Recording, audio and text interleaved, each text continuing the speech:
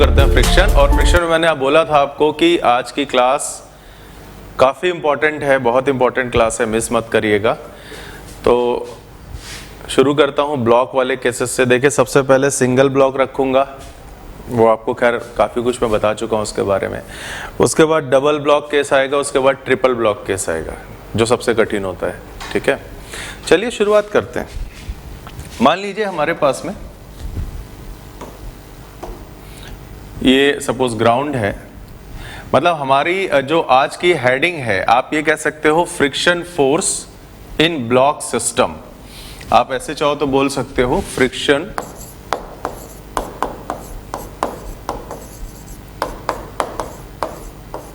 Force in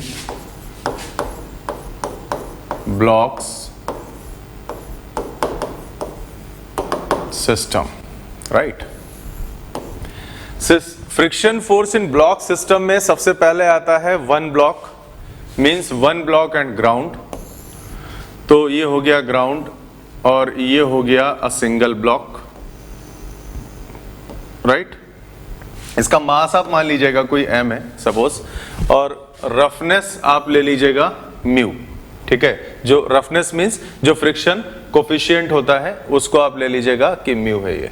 अभी क्या हुआ कि एक एक्सटर्नल फोर्स मैं अप्लाई करता हूं सपोज यहाँ पे F का, और ये एक्सटर्नल फोर्स की वजह से मैं बोलूंगा कि पहले इसमें टेंडेंसी ऑफ मोशन आएगा। अगर ये एक लिमिट से छोटा है या एक लिमिट से मैं इसको बढ़ा दूंगा तो ये मूव करने लगेगा किसी एक्सेलरेशन से। तो मैं इसको शुरुआत से उठाता हूं, यानी ये F आप मान के चलो कि it's a variable force, right बच्चों। ये F मान लीजिए इट्स अ वेरिएबल फोर्स। तो पहले केस में मैं उठाता हूं F फ्रॉम जीरो से कहां तक, आपको मालूम है। देखिए लिमिटिंग फ्रिक्शन फोर्स अगर मैं चेक करता हूं यहां पे, तो मुझे लिमिटिंग फ्रिक्शन फोर्स इधर दिखाई देगा म्यू इंटू एन का। लिमिटिंग फ्रिक्शन फोर्स मुझे दिखाई देगा म्यू इंटू एन का। ये आप अच्छे से समझदार हो इस समय। तो मैं पहला केस उठा के चलता हूं when F is greater than and equal to zero, मतलब जीरो या जीरो से बड़ा, और लेस देन म्यू एन।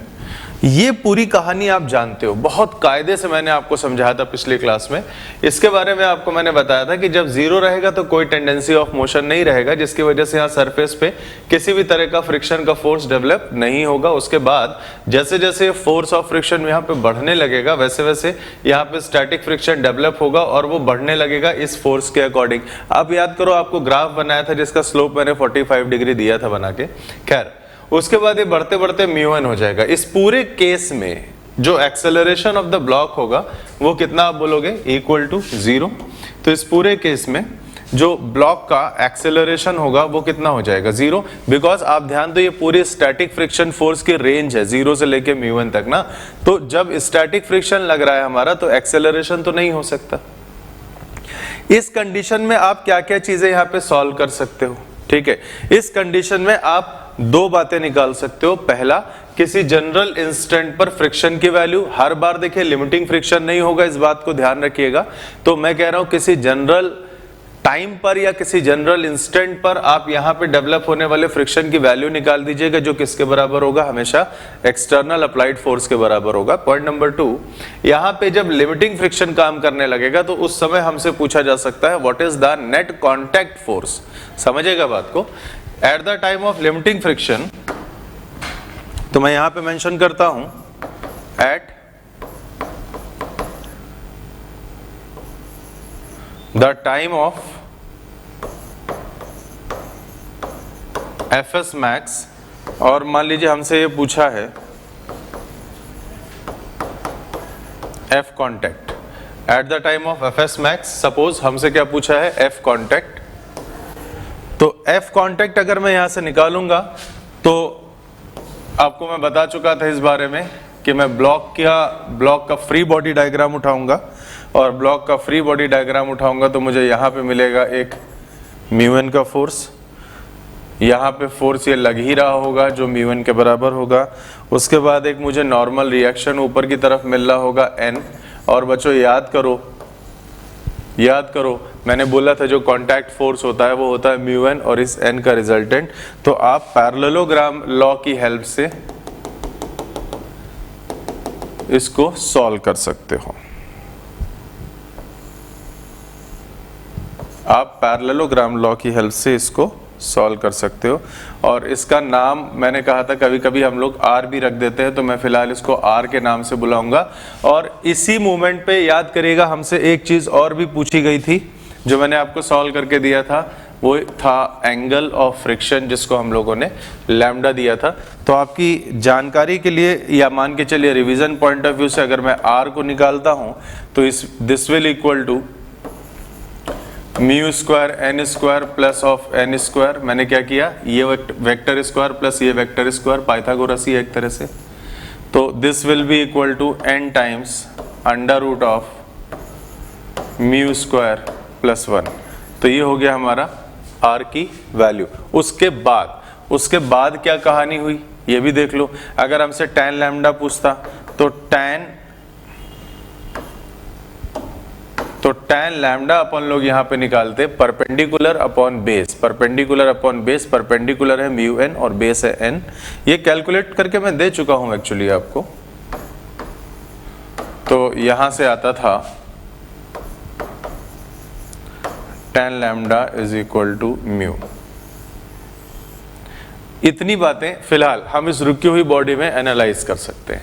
अब मैं केस उठा रहा हूं when f is greater then the value of limiting friction. इसी में जो अब मैं केस 2 उठा रहा हूं वो उठा रहा हूं कि नाउ केस 2 है f इज ग्रेटर देन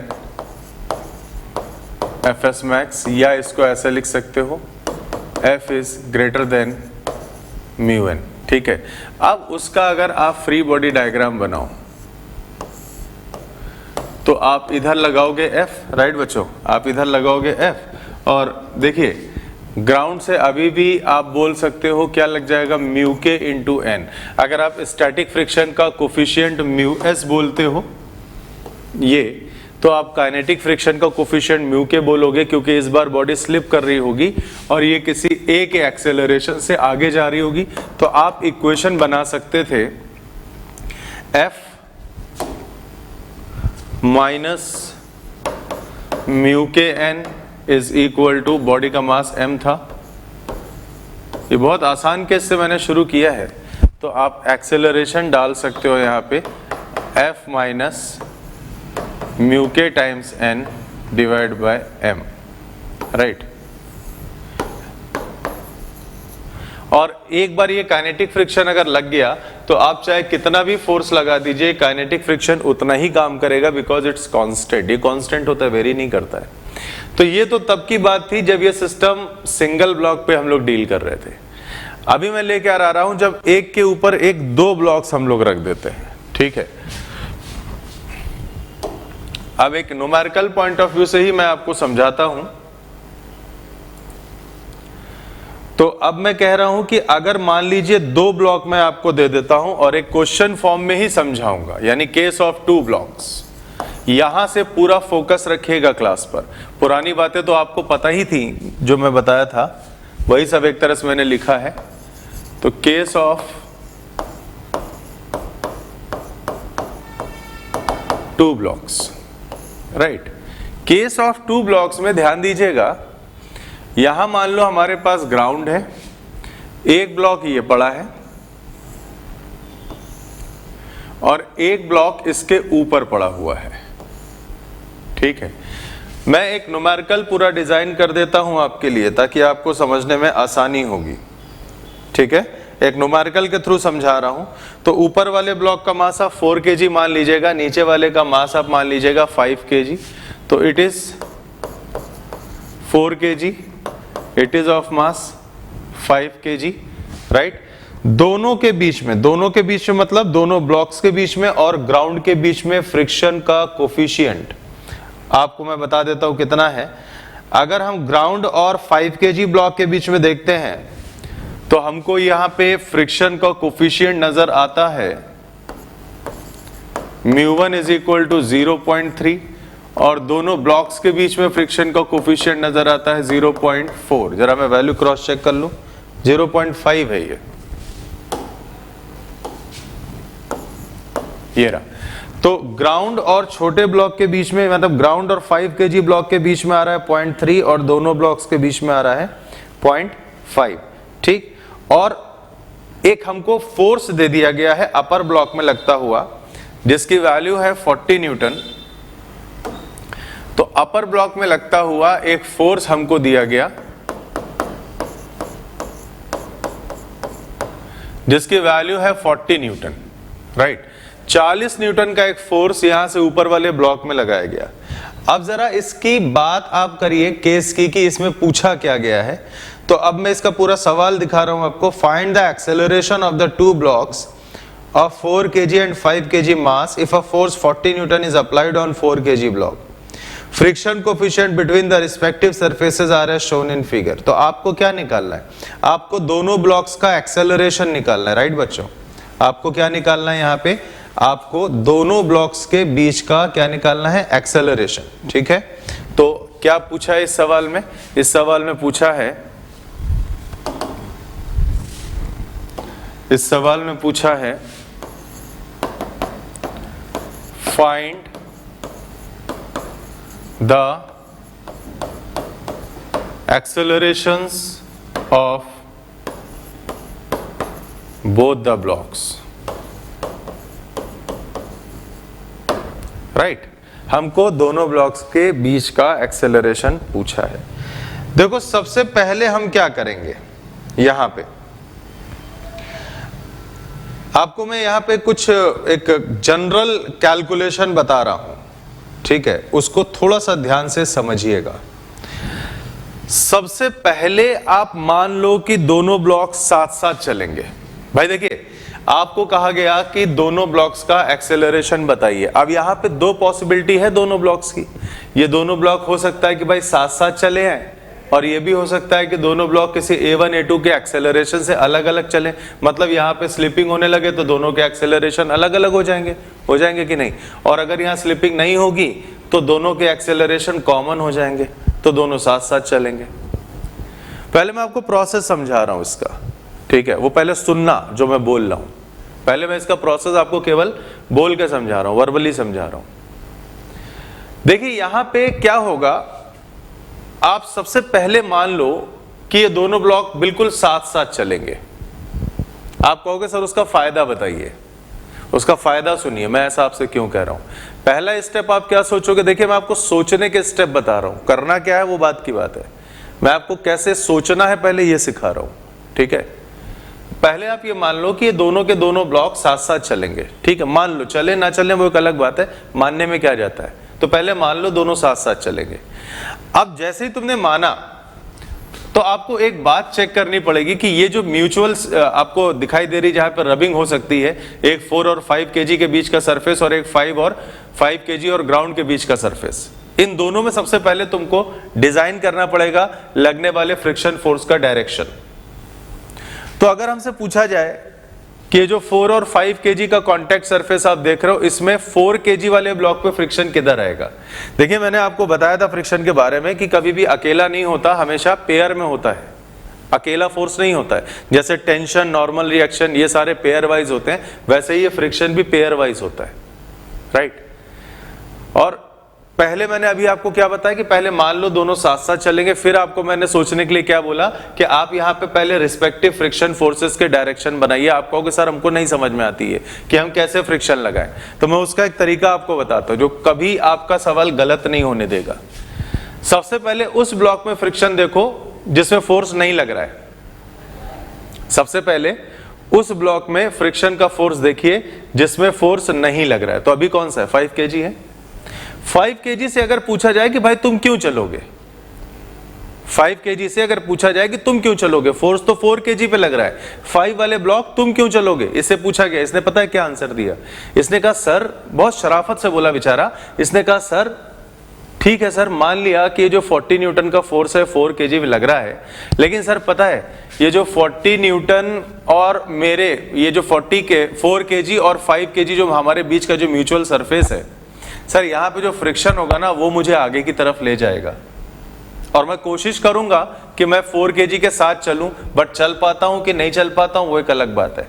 अगर आपको स्टेटमेंट ना समझ में आओ तो मैं रिपीट कर रहा हूं। मैंने यहां पे 5 kg ब्लॉक से पूछा, किसी ने कुछ बोल दिया मुझे, सर 5 kg ब्लॉक एक्सेलरेशन कैसे करेगा, फोर्स तो 4 kg पे लग रहा है। लो वही बात आ गई। तुम लोग ना थोड़ी देर पेशेंस रखा करो, ठीक है? हाँ रोनित, वही मैं कह रहा हूं, थोड़ा पेशेंस रखा करो, मुझे बोलने तो दिया करो आगे। तो 5 से पूछा कि भाई तुम क्यों चलोगे, फोर्स तो ऊपर वाले पे लग रहा है। तो 5 ने आंसर दिया कि सर ठीक है 4 ऊपर वाले ब्लॉक पे लग रहा है, बट सर ये जो आप कॉन्टैक्ट सरफेस देख रहे हो ना, एक सेकेंड, अभी मैं कॉन्टैक्ट सरफेस तुमको जरा और तमीज से दिखाता हूं।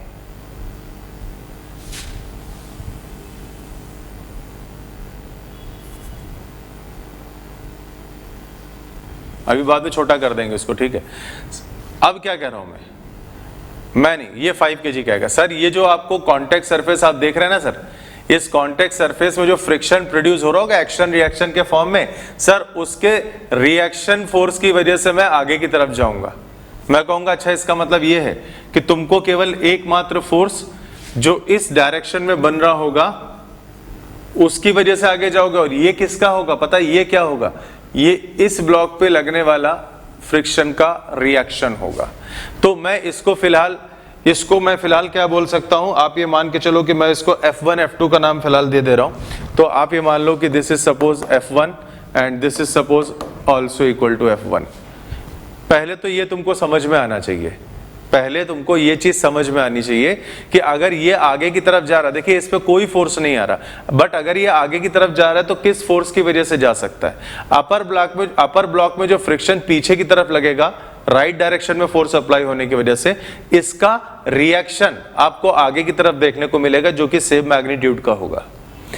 इसकी वजह से ये आगे जा सकता है, जाएगा कि नहीं जाएगा वो एक अलग बात है, बट जो ड्राइविंग फोर्स होगा वो ये होगा। अब 5 से पूछा गया और भी कोई फ्रिक्शन लगेगा तुम पे, कहेगा हाँ सर ये जो ऊपर वाला फोर्स लगा ना सर, इसकी वजह से मेरी स्लिपिंग टेंडेंसी आगे की तरफ आ जाएगी। तो सर एक फोर्स अभी और लगेगा जो बैक साइड मेरे मोशन को अपोज करेगा। इसने कहा एक फोर्स और लगेगा बैक डायरेक्शन में जो कि मेरे मोशन को अपोज करेगा, ठीक है? और वो होगा, अब यहां तो काफी हौच-पौच मैंने कर दिया, अभी मैं इसको थोड़ा सा वापस लाता हूं उसी के ओरिजिनल साइज पे। ओहो ये तो ये जाने लगा। एक काम करते हैं, मैं आगे करता हूं कैलकुलेशन और इस वाली फिगर में मैं आपको सिस्टम समझा देता हूं। ये बढ़िया है, मैं एक बार फिर से ना फिगर बना दूं। तो ये था 5 kg वाला ब्लॉक, ये है 4 kg वाला ब्लॉक, पीछे मैं सारा खिचड़ी पकाऊंगा फिगर में और यहां तुमको कैलकुलेट कर करके देता जाऊंगा, तो तुम्हारे पास दोनों चीजें बनी रहेंगी। ये 4 kg, ये 5 kg, ये लगा 40 न्यूटन का फोर्स, ठीक है बच्चों? अब आता हूं पीछे वाली स्लाइड पे, यहां पे। तो यहां पे मैंने क्या क्या आपको बोला? यहां पे मैंने आपको बोला कि इसमें फोर्स लग रहा है राइट साइड, इसकी स्लिपिंग टेंडेंसी इसके ऊपर आगे की तरफ आई, तो यहां फ्रिक्शन लगेगा पीछे की तरफ F1, तो इसी का रिएक्शन फोर्स नीचे वाले ब्लॉक में आ जाएगा।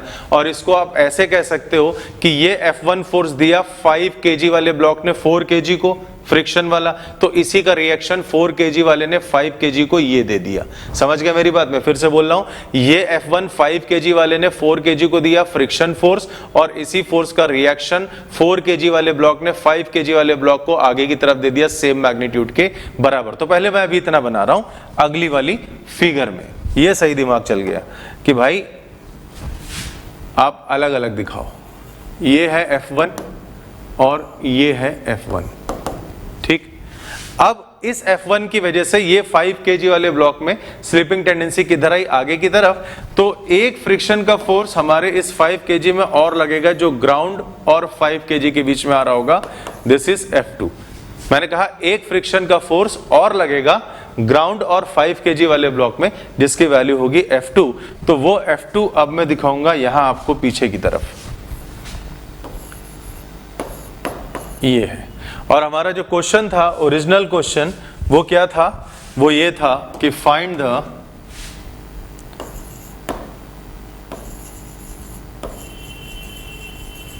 Calculate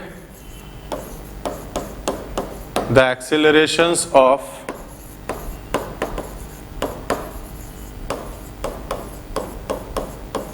both the blocks, calculate the accelerations of both the blocks, दोनों ब्लॉक्स के हमको एक्सेलरेशन चाहिए थे। अब मैं आता हूं आगे की बात पे।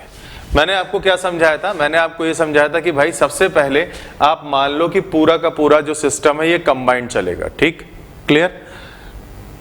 उसके बाद आप इसको निकालोगे कि इसमें एक्सेलरेशन कितना आएगा, ठीक है। पहले इतना काम कर लेता हूं, अभी मैं F1 F2 की बात आपसे नहीं कर रहा, तो मैं इसके सॉल्यूशन के लिए पहली बात क्या मेंशन कर रहा हूं, let combined system will move, या let both the blocks will move together. पहले मैंने मान लिया कि दोनों ब्लॉक एक साथ यहां पे मूव कर रहे हैं, ठीक है। ये मैंने माना, समझ रहे हो ना मेरी बात? ये मैंने माना है, ऐसा हो नहीं रहा है, मतलब हो रहा है नहीं हो रहा वो बाद में पता चलेगा, बट ये मैंने माना कि दोनों साथ साथ मूव कर रहे हैं। और यही स्टेप मैं इस वजह से लिख रहा हूं ताकि आपके दिमाग में बिल्कुल फिट हो जाए ये सारी बातें कि आपको सोचना कैसे है, करना कैसे है वो तो मैं कर ही रहा हूं, सोचना कैसे ये आपको सिखा रहा हूं, ठीक है। तो पहले मान लो कि दोनों साथ साथ चल रहे हैं, तो चलो अब जब साथ साथ चलेंगे तो देखिए हमारे सिस्टम बाउंड्री के नाम पे, मैं फिर से पीछे वाली फिगर में आ रहा हूं, सिस्टम बाउंड्री के नाम पे अगर ये साथ साथ चलेंगे बच्चों, तो बताओ सिस्टम बाउंड्री के नाम पे मैं ये बाउंड्री वॉल बना दूंगा यहां पे। अगर साथ साथ चलेगा तो मैं इसको एक कंबाइंड सिस्टम ले सकता हूं। और ये जो अब F1 का एक्शन रिएक्शन पेयर देख रहे हो, ये तो सिस्टम का इंटरनल पार्ट हो गया, इससे आपका कोई मतलब नहीं है। फ्री बॉडी डायग्राम दिखाओगे तो F1 तो दिखाओगे नहीं, क्या दिखाओगे? केवल F2 जो सिस्टम में एक्सटर्नल फोर्स की तरह एक काम करता हुआ आपको नजर आ रहा है, जो कि ग्राउंड लगा रही है पूरे सिस्टम पे। और 40 न्यूटन का फोर्स जो एक्शन वाला है वो आप दिखाओगे। यानी जब आपने पूरा सिस्टम मान लिया तो कुल मिला के दो फोर्सेस सिस्टम में आपको नजर आए, एक 40 न्यूटन वाला एक्सटर्नल अप्लाइड फोर्स और एक यहां से F2 जो ग्राउंड इसको रिएक्शन फोर्स दे रही थी, ठीक है। तो ये मानोगे ना कि साथ साथ चल रहा है। तो चलो अब मैं आपको अगली फिगर में लेकर आता हूं, मतलब अगले पेज में लेके आता हूं। तो for combined motion, for combined motion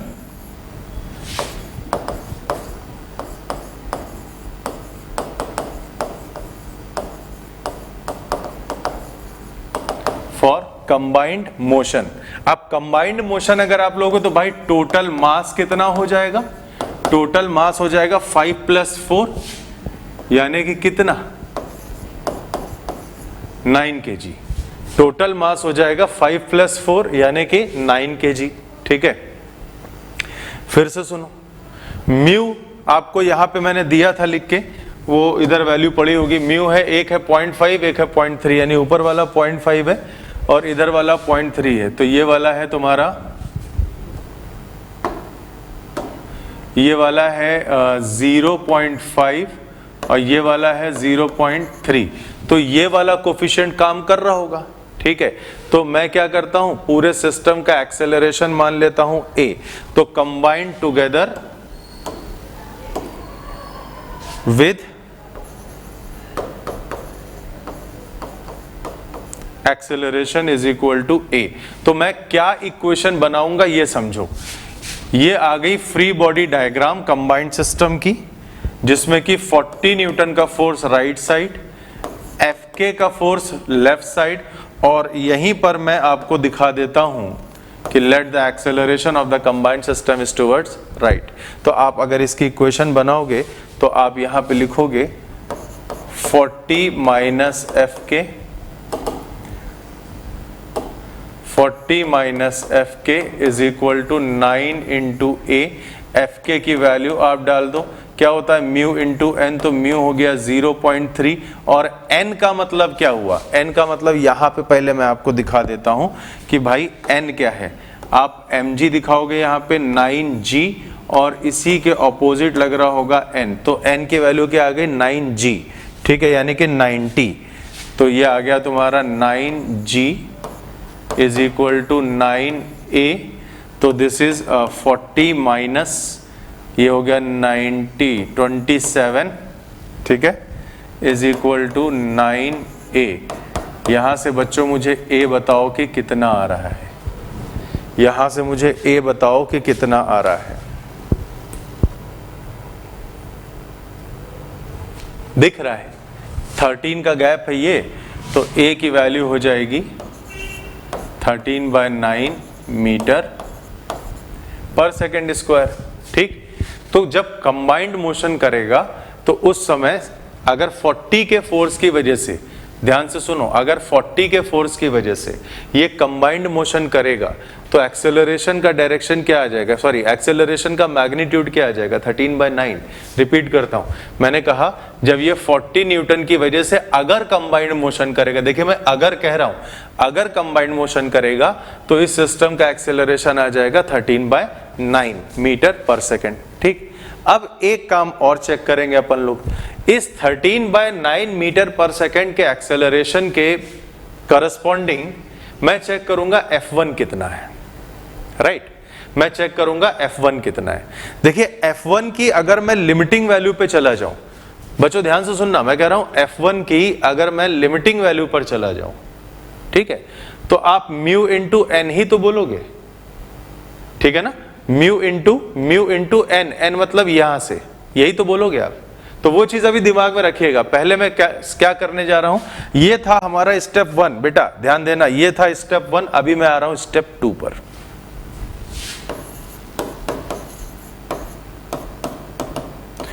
step 2 है calculation for F1 with the help of this acceleration. तो ये आता है हमारा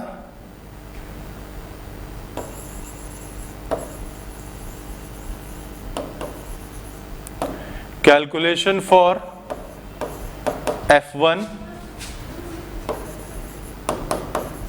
with the help of small a. Small a वो जो अभी तुमने सॉल्व किया, चलो करते हैं, देखते हैं, ठीक है। तो अब आपको फ्री बॉडी डायग्राम उठाना पड़ेगा 4 kg वाले का, या आपकी मर्जी है आप 5 kg वाले का भी उठा लो, कोई फर्क नहीं पड़ेगा, समझ गए, क्योंकि आपको F1 F2 यहां भी दिखाई दे रहा है और F1 यहां भी दिखाई दे रहा है। वो आपकी चॉइस है कि आप 4 kg वाले का FBD बनाते हो या 5 kg वाले का, मैं किसी एक का बनाऊंगा, गॉट इट। तो मैं क्या कर रहा हूं, फ्री बॉडी डायग्राम डिसाइड कर रहा हूं, means by FBD of 4 kg block. अब देखिएगा FBD अगर आप 4 kg ब्लॉक का उठाते हो, 4G का हो गया mg और इसका नॉर्मल ऊपर, राइट बच्चों। तो ये हो गया तुम्हारा 4G का mg और इसका नॉर्मल ऊपर, ठीक है। उसके बाद राइट डायरेक्शन में 40 न्यूटन का फोर्स आपको डायरेक्टली दिख रहा है, तो उसके बाद आपको राइट डायरेक्शन में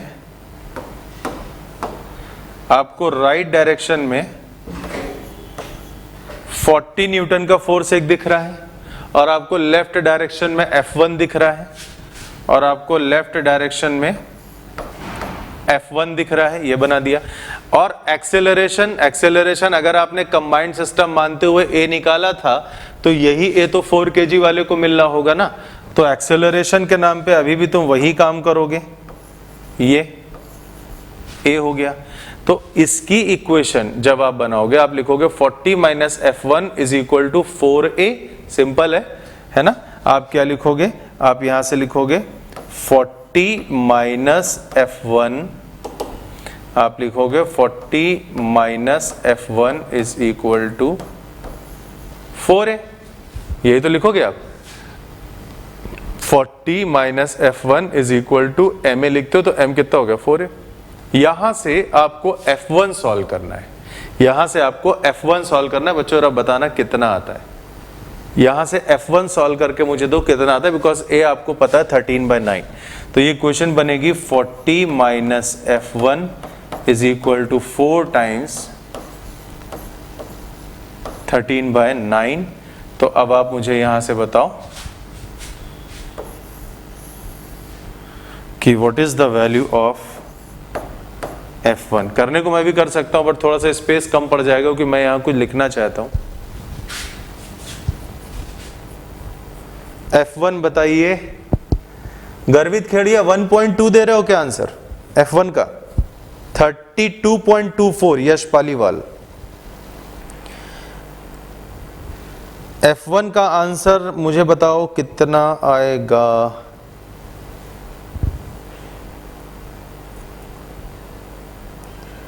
पॉइंट्स में देना, पॉइंट्स में दो, जितने भी लोग हैं पॉइंट्स में दो, मुझे पॉइंट में आंसर चाहिए, फ्रैक्शन में नहीं। मैं कैलकुलेटर लेके नहीं बैठा हूं बेटा यहाँ पे।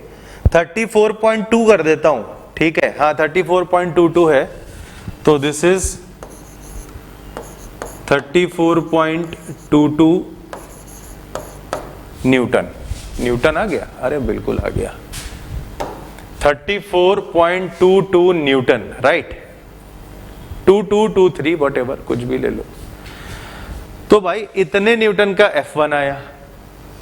अब आप जो तुम्हारे पास गिवन सिस्टम है वहां से F1 निकाल के देखिए, ठीक है? तो मैं ये कह सकता हूं from the given condition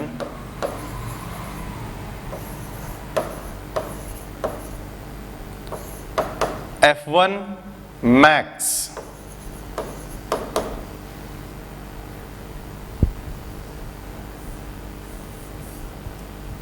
from the given condition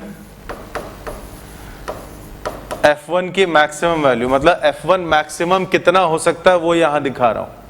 mu into N होता है, और एन अभी बताया आपको 4G है यानी 40। तो this is equal to mu यानी 0.5 इंटू 40 बोले तो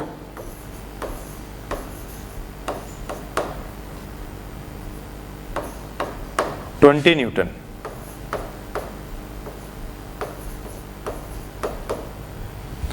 तो भाई ध्यान दो, जब तुमने कंबाइंड मोशन मान के एक्सेलरेशन सॉल्व किया और वो एक्सेलरेशन से F1 तक जब हम पहुंचे तो F1 आ रहा है 32.22 न्यूटन। बट एक्चुअली जो आपको डेटा दिया हुआ है उससे F1 की मैक्सिमम वैल्यू तक मैं पहुंच गया म्यू इंटू एन के अकॉर्डिंग, तो वो मुझे मिल रहा है 20 न्यूटन। तो इसका मतलब कंबाइंड मोशन मानते हुए जो मुझे F1 की वैल्यू दिखाई दे रही थी 34.22, वो तो कभी पॉसिबल ही नहीं है, क्योंकि F1 तो केवल 20 न्यूटन तक मैक्सिमम जा सकता है, इससे बड़ा तो जा ही नहीं सकता। आपको मेरी बात समझ में आ रही मैं क्या कह रहा हूं? कंबाइंड मोशन का एक्सेलरेशन मानते हुए मैंने जब F1 को सॉल्व किया तो आया 34.22 न्यूटन, और मैंने फिर जब गिवन जो हमारे पास इंफॉर्मेशन थी उससे F1 की मैक्सिमम वैल्यू मैंने निकाली तो वो मुझे मिल रही है 20 newton according to mu into N. ये मुझे मिल रही है 20 न्यूटन। तो इसका मतलब F1 की मैक्सिमम वैल्यू 20 है, तो F1 तो कभी भी 34.22 न्यूटन तो हो ही नहीं सकता ना। तो इसका मतलब जो हम कंबाइंड इंफॉर्मेशन यानी जो कंबाइंड मोशन मान रहे थे हम दोनों ब्लॉक्स का, वो पॉसिबल नहीं है। मेरी बात समझ में आ रही है आपको? क्या आप मेरी बात समझ पा रहे हो मैं क्या कहना चाह रहा हूं? बहुत सिंपल सी बात आपसे बोल रहा हूं भाई। कंबाइंड मोशन के लिए एक्सेलरेशन निकाला, उससे F1 पहुंचा, 34.22 आ गई। अब मैंने देखा कि यार F1 मैक्सिमम हो कितना सकता है, जो चीजें दी हैं जरा उससे भी देख लो। तो पता लगा यहां से F1 की मैक्सिमम वैल्यू 20 आ रही।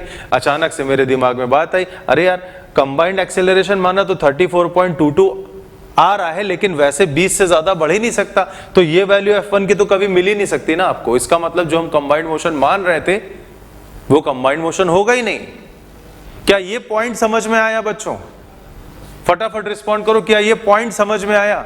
सर लास्ट बात रिपीट कर दीजिए। हाँ लास्ट बात मैं रिपीट कर रहा हूं बेटा, मैं कह रहा हूं कंबाइंड मोशन से जो एक्सेलरेशन निकाला था 13/9 मीटर पर सेकंड स्क्वायर, इसको जब मैंने यहां यूज किया F1 के कैलकुलेशन में फ्री बॉडी डायग्राम 4 kg का बना के, तो देखा जो F1 आ रहा है वो 34.22 न्यूटन आ रहा है। ठीक है, मैंने यहां तक तो सही था, कोई दिक्कत नहीं।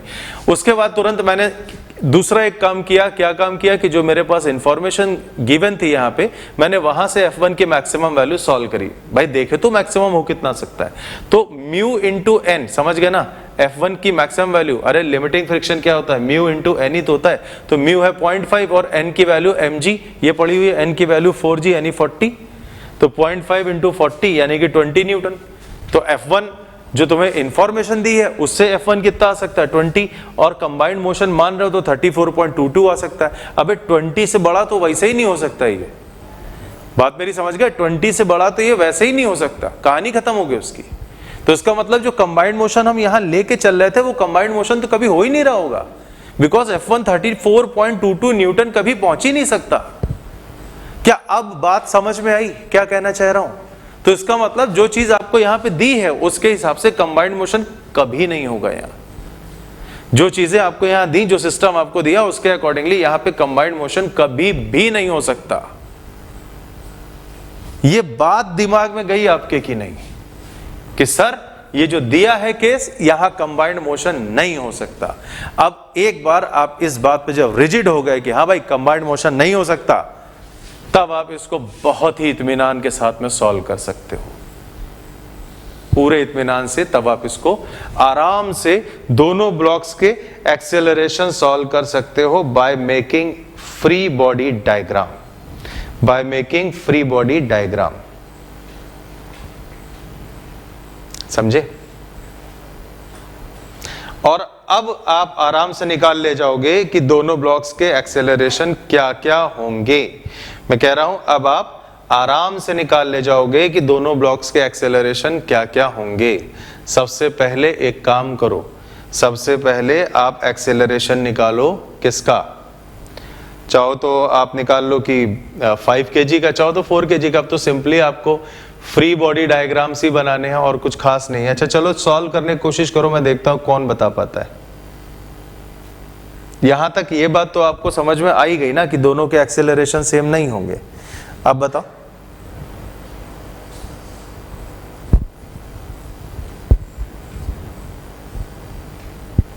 कैलकुलेट करिएगा बेटा, खाली मत बैठना, कैलकुलेट करिएगा, खाली मत बैठना।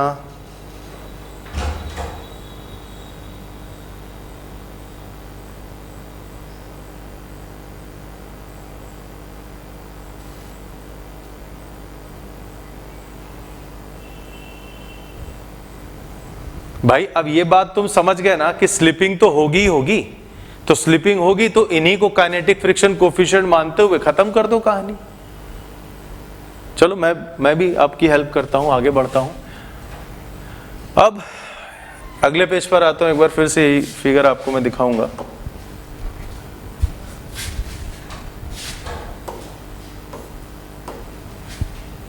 तो ये सरफेस हो गया, देखते जाओ, मैं भी यहां कर रहा हूं। अगर आप कर रहे हो तो बहुत अच्छी बात है, नहीं कर रहे हो तो आपको करना चाहिए, कोशिश तो करनी चाहिए ना।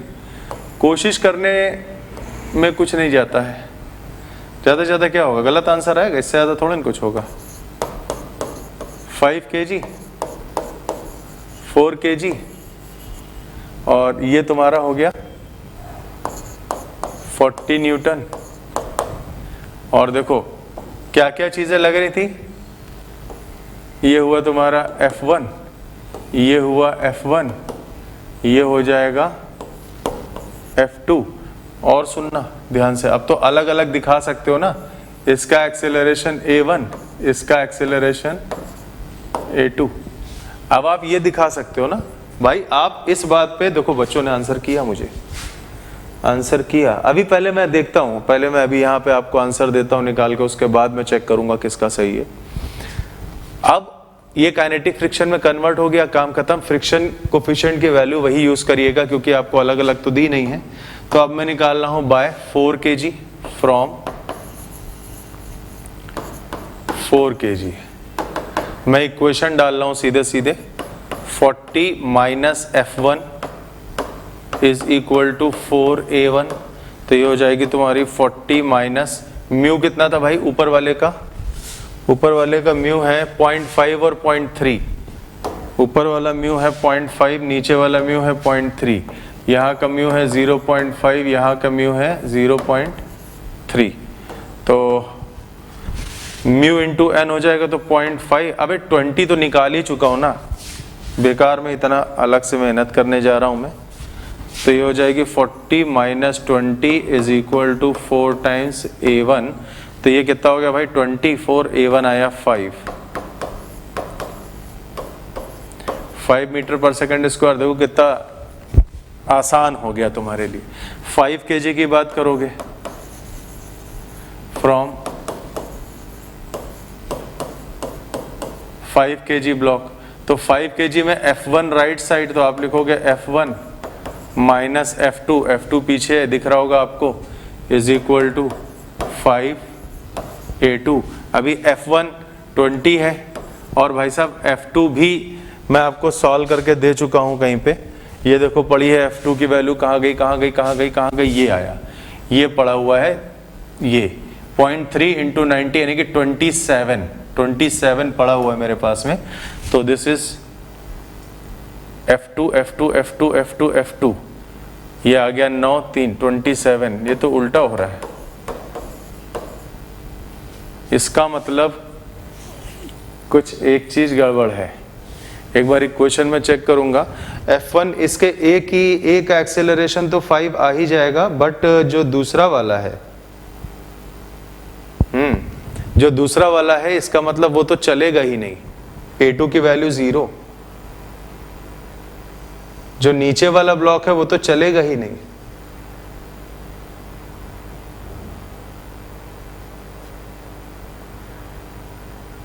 क्योंकि लिमिटिंग फ्रिक्शन की वैल्यू 27 जा सकती है, 0.3 हो गया, 4 और 5 का टोटल नॉर्मल लगेगा, तो लिमिटिंग तो हो गया तुम्हारा, बिल्कुल सही है, यहां केवल एक ही ब्लॉक चलेगा, एकदम फर्स्ट क्लास। समझ गए बात? तो ये बड़ा हो गया ना, तो इसका मतलब इस इक्वेशन से तुम ये कह सकते हो कि a2 इक्वल टू 0, और इसके लिए आप चाहे तो नोट करके एक लिख दो, एक रिमार्क लिख दो, मैं यहां कहीं पे लिख रहा हूं कि a2 will be equal to 0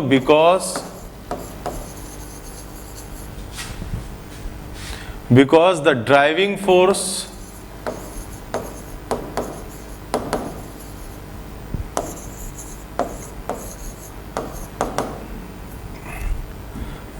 the driving force on 5 kg block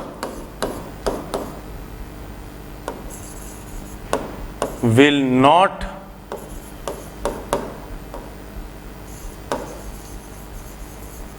overcome F2। क्यों? आप चाहो तो इसको ऐसे लिख सकते हो, दैट इज F1 की जो मैक्सिमम वैल्यू थी वो 20 है, और F2 की जो मैक्सिमम वैल्यू है वो है 27। भाई साहब एक बहुत बढ़िया रिजल्ट है। पहले तो मैं चेक करूंगा मुझे सेकेंड ब्लॉक का एक्सेलरेशन क्या किसी ने 0 दिया है?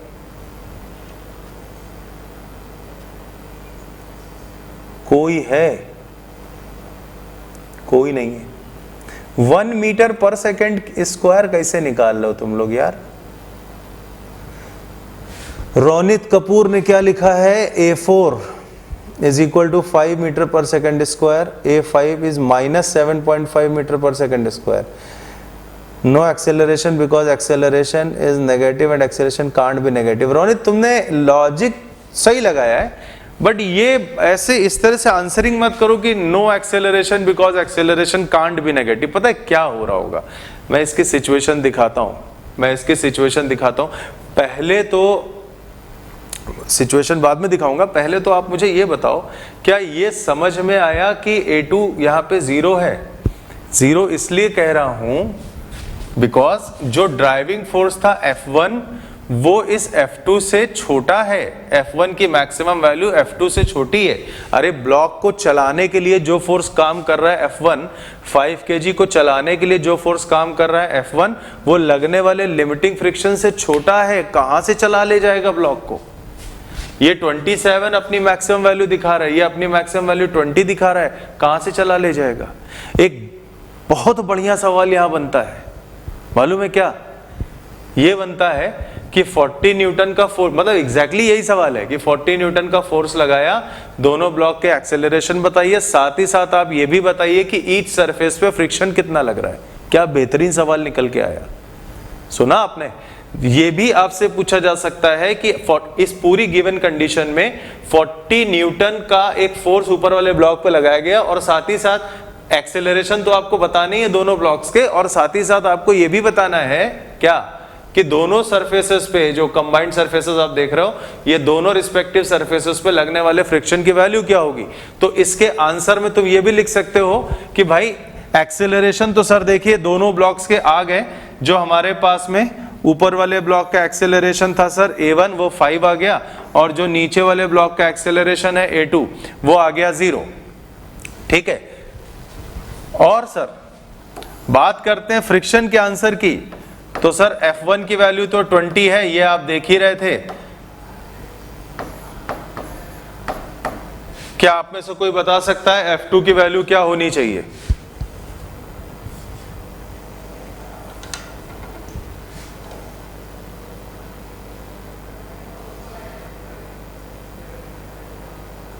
बिल्कुल अरिन,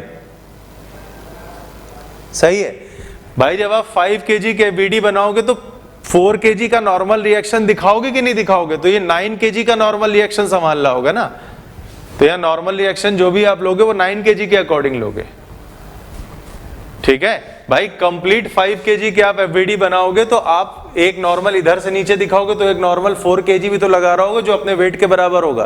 तो 5 kg पे लोड कितना आ गया? एक तो इसका खुद का mg और एक इसका खुद का mg ऊपर वाले का, तो टोटल 9 kg के हिसाब से कंसीडर करोगे ना, ठीक। यहां केवल 5 kg को मत देखना, ऊपर ये भी तो बैठा है अपना नॉर्मल देने के लिए, राइट।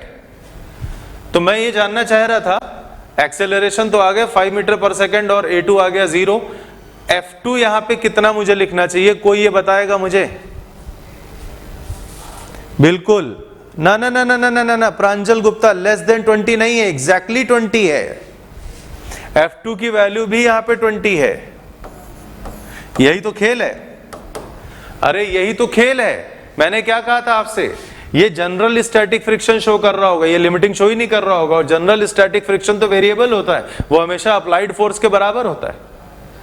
जो general common value of static friction होती है वो तो कम ज्यादा हो सकती है ना, और वो हमेशा उस ड्राइविंग फोर्स के बराबर होता है जो बॉडी पे लगाने की, आप बॉडी पे लगाकर अब उसको चलाने की कोशिश कर रहे हो।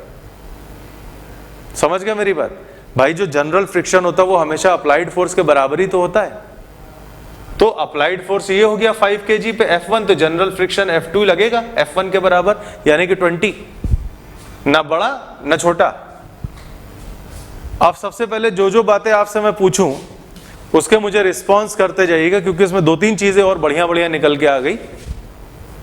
पहला, आपको मैंने इस सवाल में जब शुरुआत वाला पार्ट समझाया था कि भाई जैसे 2 ब्लॉक का सिस्टम आपको दिया गया, अभी देखो फोर्स चाहे ऊपर वाले पे लगे चाहे नीचे वाले पे लगे, आपको सोचना ऐसे ही है। तो जब भी 2 ब्लॉक सिस्टम हमने पकड़ा, ठीक है, पहले तो 1 ब्लॉक सिस्टम पकड़ा था और उसमें मैं कुछ नहीं पूछूंगा आपसे, सब पढ़ा चुका था, वो एक तरह से मैंने आपको दोबारा पढ़ाया था, ठीक है। फिर मैं आपको लेके आया 2 ब्लॉक सिस्टम में, और यहाँ पे मैंने आपको सोचने का तरीका सबसे पहले बताया कि भाई सोचना कैसे है, काम तो बाद में करोगे। तो सोचना कैसे, तो मैंने बोला कि दोनों ब्लॉक को आप मान लो कि ये कंबाइंड चलेंगे, एक साथ चलेंगे किसी एक एक्सेलरेशन से। फिर मैंने कहा कंबाइंड मोशन के हिसाब से आप सबसे पहले ये कॉमन एक्सेलरेशन ए सॉल्व कर लीजिए, 13/9 आया था निकल के।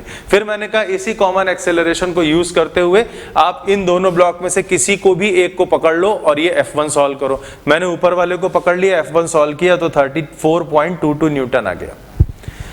फिर मैंने सोचा कि भाई जो गिवन डेटा है, सोचा क्या, ये हमारे काम करने का स्टेप ही है, ये लिखा भी हुआ यहाँ पे, calculation for F1 with the help of A, ये हो गया। आप चाहो तो इसको स्टेप 3 बना लो कि now check the original value of F1, now check the original क्या, ऐसे कह सकते हो now check the maximum value of F1 की वो भाई वो कितना हो सकता है, वो देखा तो 20 हो सकता था according to mu into normal reaction यानी कि 40, तो वो 20 हो सकता था। तो तुरंत मेरे दिमाग में आ गया कि हाँ भाई ये लग रहा है 34.22 लेकिन 20 से ऊपर तो जा ही नहीं सकता, इसका मतलब ये मोशन कंबाइंड तो कभी हो ही नहीं सकता। फिर मैं अगले पेज पर आया और अगले पेज पर आया तब मैंने इनका एक्सेलरेशन अलग अलग दिखा दिया। यहां भी नहीं पता था कि A2 0 आने वाला है, इसीलिए तो दिखाया था। फिर मैंने सबसे पहले 4 kg को सॉल्व किया BD बना के, भाई 40 minus F1 is equal to 4A1, तो यहां से A1 आ गया 5, बढ़िया, बहुत बढ़िया। फिर आया 5 kg का नंबर, मैंने कहा 5 kg की FBD बना दो, तो बस 5 kg की FBD बनाते समय यह ध्यान रखना कि 5 kg के FBD में 4 kg का इफेक्ट आएगा, क्योंकि उसी के ऊपर रखा हुआ है। अगर आप केवल इसको भी सिस्टम दिखाते हो तो ऊपर से नॉर्मल रिएक्शन तो दिखाओगे ना, समझ गए मेरी बात। तो इसके ऊपर जब आप FBD बनाओगे तो इसके ऊपर 4 kg का इफेक्ट आप जरूर दिखाओगे, यानी जो भी नॉर्मल रिएक्शन दिखाओगे वो 9 kg के अकॉर्डिंग दिखाओगे, 4 + 5। तो 9 kg का नॉर्मल रिएक्शन के हिसाब से F2 की वैल्यू पीछे कहीं पे हमने सॉल्व करी थी, यहां कहीं पे 9 kg के हिसाब से जब हमने सॉल्व किया था इसको तो 27 आया था F2 मैक्सिमम। तो मैंने कहा मैक्सिमम ही लगा के देख लेते हैं। तो F1 लग रहा है ये minus F1 minus F2 is equal to 5 into A, तो F1 minus F2 is equal to 5A। F1 की मैक्सिमम है 20, मैक्सिमम मतलब ये तो एक काइनेटिक फ्रिक्शन में कन्वर्ट हो गया ना, तो F1 काइनेटिक फ्रिक्शन आ रहा है तो आपके पास 20 का, F2 काइनेटिक फ्रिक्शन मैंने मान लिया 27 का, लेकिन ये तो इम्पॉसिबल है। अप्लाइड फोर्स से बड़ी फ्रिक्शन की वैल्यू थोड़ी ना हो सकती है। अप्लाइड फोर्स जब तक ब्लॉक चलेगा नहीं तब तक अप्लाइड फोर्स के बराबर होता है फ्रिक्शन, उससे बड़ा थोड़े ना हो जाएगा। कभी ऐसा सुना है आपने कि ग्राउंड पे एक ब्लॉक रखा है, आप उसको खींचने की कोशिश कर रहे हो और वो ब्लॉक आपको खींच के ले गया? नहीं हो सकता, खाली हॉरर मूवीज में दिखाते हैं, ऐसा रियल में नहीं होता। ठीक है, बात समझ गए ना। तो अप्लाइड फोर्स से बड़ा तो हो नहीं सकता फ्रिक्शन, इसका मतलब अप्लाइड फोर्स के बराबर हो सकता है। तो ये इक्वेशन में इसीलिए मैंने A2 को उठा के 0 कर दिया, आंसर माइनस में नहीं लाया। क्यों? क्योंकि ये केस ही इम्पॉसिबल होता है, ये चीज कभी हो ही नहीं सकती। ये 27 तक पहुंचा ही नहीं होगा, इसका मतलब ये 20 पे ही आके रुक गया होगा। तो 20 minus 20 is equal to 5A2 लिखोगे, तो मैं यहां पे लिख देता हूं, ये इक्वेशन ही इम्पॉसिबल हो गई ना हमारे लिए।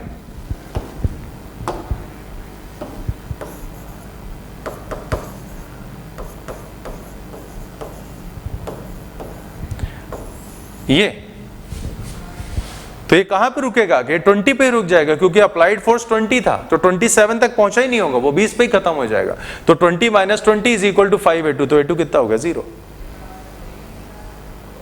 तो A1 आ गया 5, A2 आ गया 0। फिर मैंने एक सवाल इसी में और बढ़ा दिया था आपसे, मैंने कहा कि भाई एक्सेलरेशन पूछने के साथ साथ अगर आपसे कोई ये पूछ लेता है कि रिस्पेक्टिव सरफेसेस पर आप फ्रिक्शन की वैल्यू बताइए, तो F1 तो ठीक है काइनेटिक है, आप जानते हो 20 आया था, बट F2 की वैल्यू क्या होगी? तो भाई वो ड्राइविंग फोर्स के बराबर होगी। ड्राइविंग, क्योंकि चल नहीं रहा है ये, तो ड्राइविंग फोर्स कितना है? 20, तो F2 भी कितना हो गया?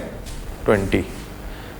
अब बताओ, इस सवाल का एक एक स्टेप आपको समझ में आया? इस क्वेश्चन का एक एक स्टेप आपको समझ में आया? क्योंकि मैंने एक एक बात आपको बताई, ये छोटे से छोटी बात बताई, इवन यहां तक बताई कि आपको शुरुआत कैसे करनी है, आपको लिखना कैसे है। ठीक है, तो इस तरह का कोई भी सवाल हो, सबसे पहले आप यही कंसीडर करिए कि भाई ये साथ में चलेंगे।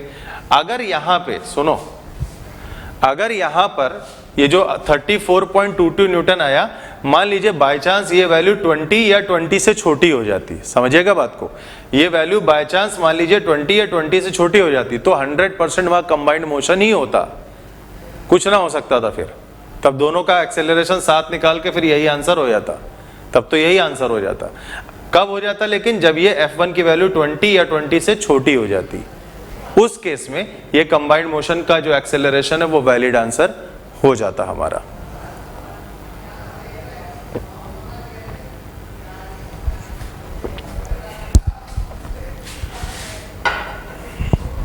बात समझ में आ गई पूरी अब इसकी? चलिए इसी में थोड़ा सा ट्विस्टिंग करते हैं। ट्विस्टिंग मतलब वेरिएशंस कुछ डालता हूं,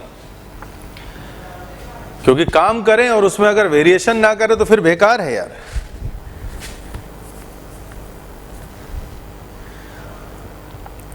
अब आपको यही प्रॉब्लम सॉल्व करनी है, समझिएगा। पहले मैं बनाता हूं।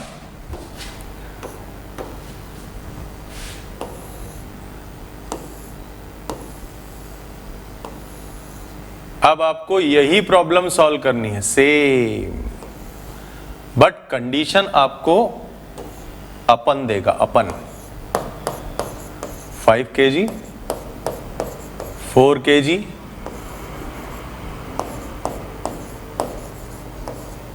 40 न्यूटन,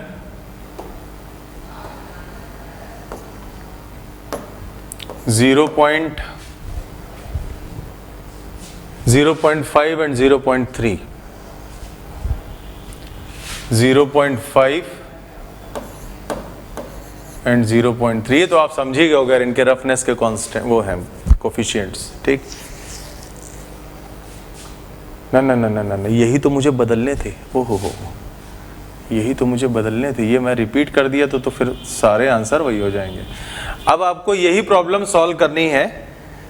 μ1 यानी कि जो ऊपर वाला है वो आप लेके चलोगे 0.8 और नीचे वाला है 0.1।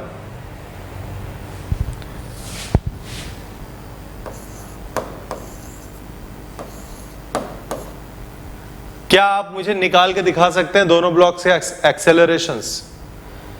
क्या आप मुझे दोनों ब्लॉक्स के एक्सेलरेशंस निकाल के दिखा सकते हैं? देखिए, काम बिल्कुल वैसे ही करना है, बात को समझो, काम बिल्कुल वैसे ही करना है। सबसे पहले कंबाइंड मोशन मान लीजिए आप, और फिर वहां से बीच का रिएक्शन, बीच का फ्रिक्शन सॉल्व करना, फिर मैक्स चेक कर लेना।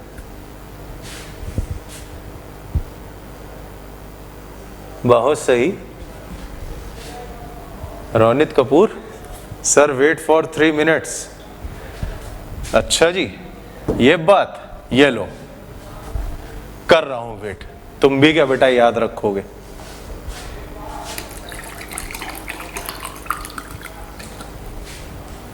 लेकिन 3 मिनट के पहले ही आपको अंदाजा हो जाएगा कि आपसे सॉल्व हो रहा है कि नहीं। भाई मेरे बताए स्टेप याद रखना, कभी गलत नहीं होंगे सवाल। पहला क्या है?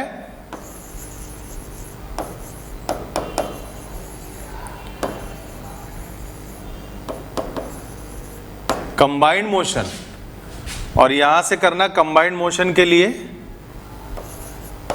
सिस्टम का एक्सेलरेशन, पहले ये कैलकुलेट करना, ठीक। उसके बाद बीच में जो म्यूचुअली फ्रिक्शन के फोर्सेस अप्लाई कर गए, मतलब ये F1, ये F1, ये F2। दूसरा काम करना,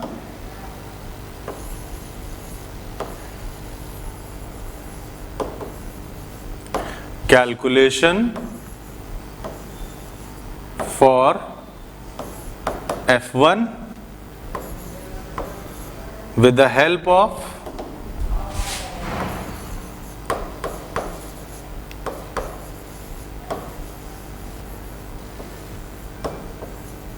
A, यानी कि ये वाला जो A आपने कहा था, इसके हेल्प से ये तीसरा, फाइंड द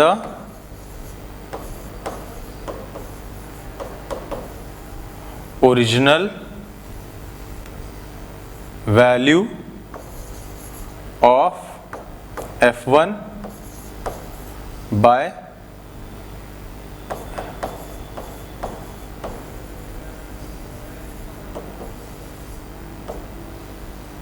गिवन इंफॉर्मेशन लिखना चाहिए था मुझको।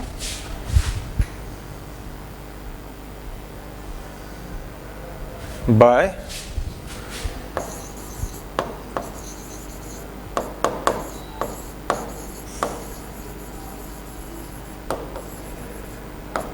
Given information. 3 तुम्हारे मेन स्टेप है, ठीक। 3 तुम्हारे मेन स्टेप है।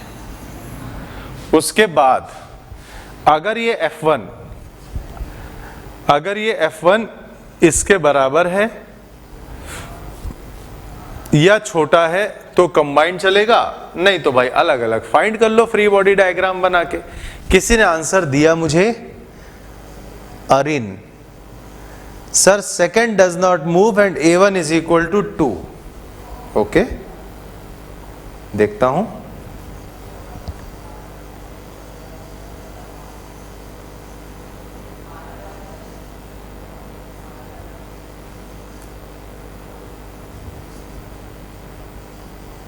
गलत आंसर है, फिर से अटेम्प्ट करो। बेटा गलत कर गए हो आप। सार्थक साहू आपने भी बेटा गलत निकाला है। ना ना, प्रांजल गुप्ता,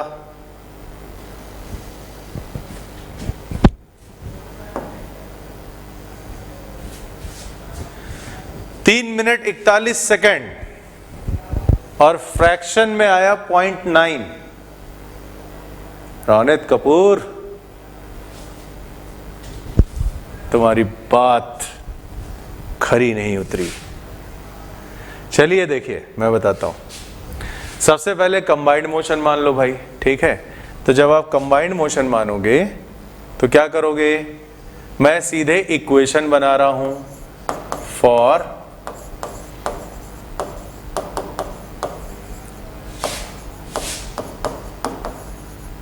कंबाइंड मोशन। तो आप लिखोगे 40 माइनस, देखो भाई 40 का अप्लाइड फोर्स तो 40, अब ये तो इंटरनल में खत्म हो जाएगा जब मैं सिस्टम बाउंड्री बनाऊंगा ना, ये तो इंटरनल में खत्म हो जाएगा, क्या आएगा F2। तो 40 माइनस F2, ठीक है। 40 minus F2 is equal to 9A। Combined system का एक्सेलरेशन, ये जो A का जिक्र किया मैंने वो वहां ले आया। F2 की वैल्यू आप लिखते हो म्यू इंटू एन, म्यू है तुम्हारा 0.1, एन है 9G, ठीक। तो this is 40 minus 0.1 into 9G is equal to 9A। तो ये 9 ही बचेगा एक तरह से, तो ये हो गया तुम्हारा 31 इज इक्वल टू 9A। तो A इज इक्वल टू आता है 31 minus 9 metre per second square, right.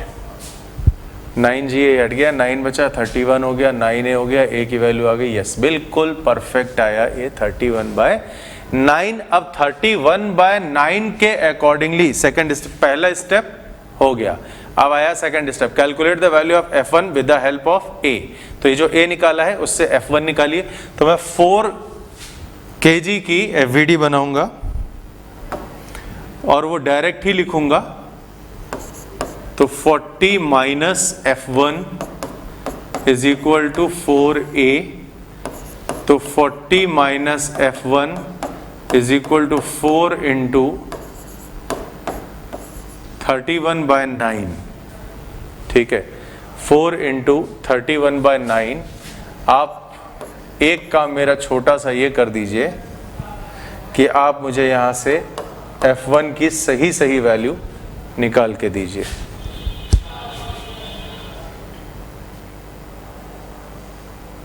ये आया पलक सिंह, तुम्हारा आंसर एकदम सही है,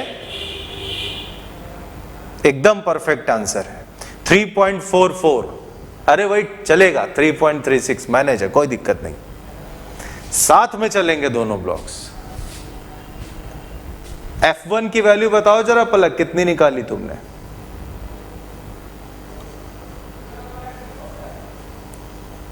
$26.2।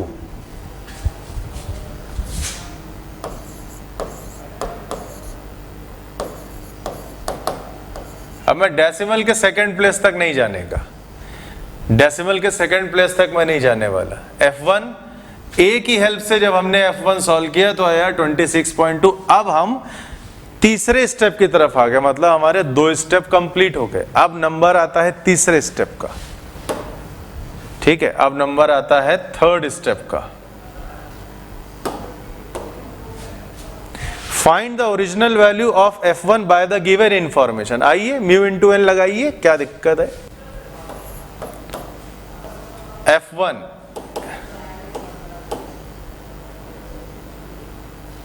Now F1 is equal to mu, अबे म्यू तो 0.8 है, ये F1 is equal to mu into N वानी 4z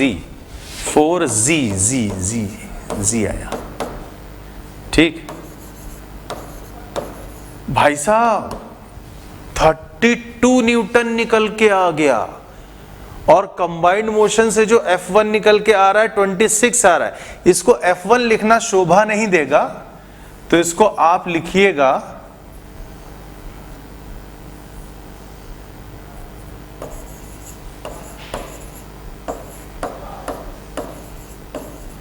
F1 मैक्स, म्यूएन लगा रहे हो ना, इसको F1 मैक्स लिखो। भाई साहब मैक्सिमम 32 आ रहा है और तुमने सॉल्व करके कंबाइंड इंफॉर्मेशन से 26.2 दिया है। इसका मतलब ये हुआ कि ये यहां पे केस जो हम लेके चल रहे हैं ये पॉसिबल है।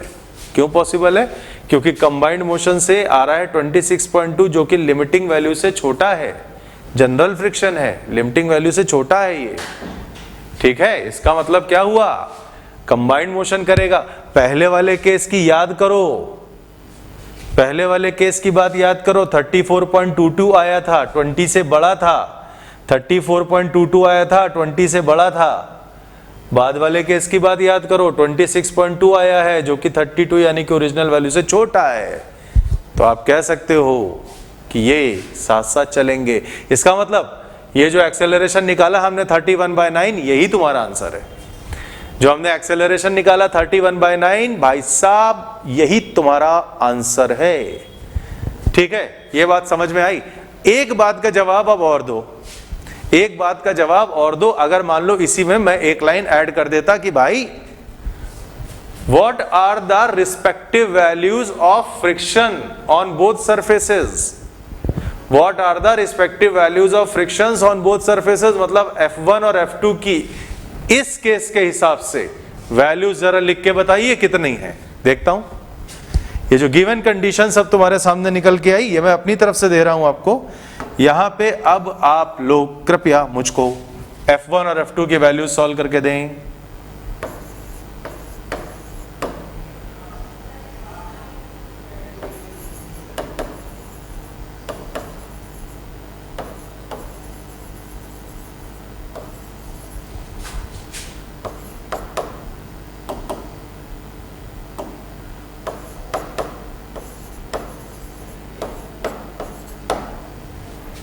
तो ये आप मुझे बताओगे sir F1 is equal to ये, और सर देखिए F2 इज इक्वल टू ये, तो ये मतलब वैल्यूज किसी ने तो दी होंगी। हाँ रोनित, तुम्हारा आंसर सही हो गया बेटा। अब मुझे F1 और F2 की वैल्यूज बताइए कितनी कितनी आई हैं। अभी सब कुछ सामने पड़ा हुआ तुम्हारे। अर्चित जायसवाल ने F1 दे दिया, हाँ बिल्कुल सही है, वो तो निकला रखा हुआ है। यह आया 26.2, 4.2 कुछ भी ले लो, थोड़ा बहुत चलेगा। तो F1 आ गया 26.2 न्यूटन। F2 बताओ, F2 बताओ। एक second Archit, F1 more than 26.44 क्या होता है? पगले हो क्या? F1 मोर देन 26.44 या 2 क्यों लिखे हुए? तो मोर देन का क्या मतलब है भाई? अबे F1 जितना लग रहा है तो उतना ही तो लगेगा, अपने आप बढ़ जाएगा। पापा आ गए उसके, बढ़ा गए। हद मचाओ यार तुम लोग, इतना समझाते हैं लेकिन कभी कभी तुम लोग ऐसी गलती करते हो, मन करता है बस घर आऊं, एक कप चाय पीऊं और हचक दूं तुमको। अर्चित मेरी बात समझ रहे हो बेटा? मोर देन 26.44 नहीं होगा मुन्ना, ये निकाले हो जितना बस इतना ही होगा यार। कहां से बढ़ जाएगा, कहां से बढ़ जाएगा बताओ? प्रांजुल वाजपेयी 26.2 और F2 4.4, हाँ ये सही है। 4.4 चेक कर सकते हो एक बार चाहो तो आप। F2 जब आप चेक करोगे तो सिस्टम का मास आप 9 kg मानोगे ना, तो 9 kg के हिसाब से 9g हो गया उसका mg, और 0.1 है कुछ और आएगा। अरे तुम लोग यार पता नहीं क्या करते हो, हम खुद ही सॉल्व कर दे रहे हैं। पता है ऐसा लगता है कभी कभी जैसे हमें गलती हो गई कि तुमसे पूछ लिया। तो ये हो जाएगा म्यू, म्यू यानी हो गया 0.1, और इंटू एन, एन में मैंने बोला था कि 5 kg को ऊपर चढ़ के बैठा हुआ 4 kg, तो आप इसको पूरा दिखाओगे 9g, 9g मतलब g को 10 ले लो तो हो गया 90। तो ये भाई साहब सिंपल वैल्यू आ रही 9 न्यूटन। पता नहीं तुम लोग क्यों इतना परेशान रहते हो। निष्ठा चौधरी ने सही बताया, शिवांश निगम ने सही बताया, रोनित कपूर ने सही बताया, अक्षत मिश्रा सही है, यश पालीवाल भी सही है। निष्ठा चौधरी, अरे तुमने पहले गलत भी बताया था, गंदी लड़की। बाकी किसी ने मुझे 9 नहीं दिया। ठीक, सही है।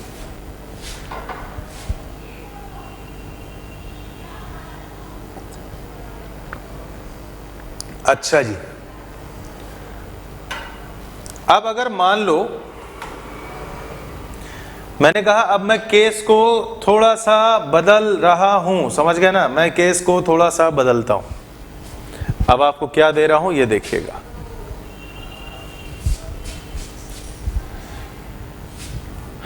अभी 2 ब्लॉक में ही हूं, कुछ नया नहीं है 2 ब्लॉक सिस्टम ही।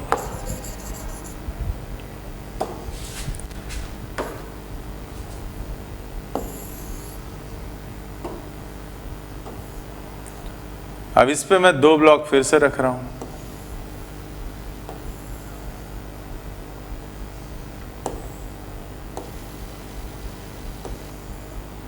ठीक है, एक का मास है 5 kg, एक का मास है 8 kg।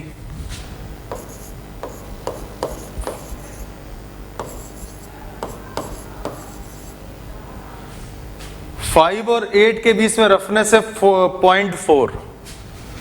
5 और 8 के बीच में रफनेस है 0.4। F लग रहा है नीचे वाले ब्लॉक पे, इस पे रफनेस ही नहीं दिया आपको। ठीक है, 8 kg और ग्राउंड के बीच में आपको रफनेस दी ही नहीं है। सवाल सुनिएगा क्या है, क्वेश्चन क्या कह रहा है। क्वेश्चन कह रहा है find the maximum possible force which can be applied to 8 kg block so that both the blocks move together। ठीक है, both the blocks move together। अभी देखिएगा, आपसे ट्विस्टिंग करेंगे सवाल में ये लोग। क्वेश्चन क्या है, find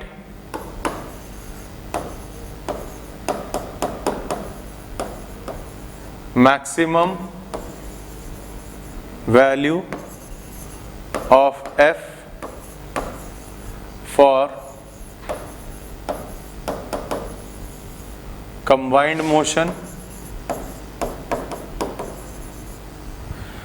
find the maximum value of F for combined motion if, वाह if आ गया। if में आपको A पार्ट में ये कहा गया है,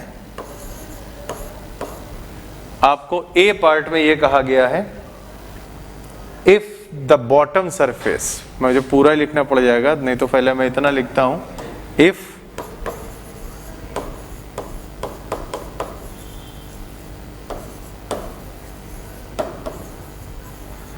the bottom surface is A part frictionless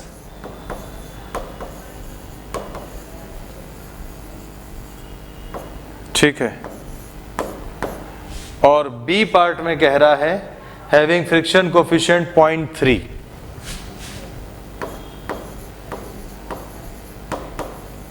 having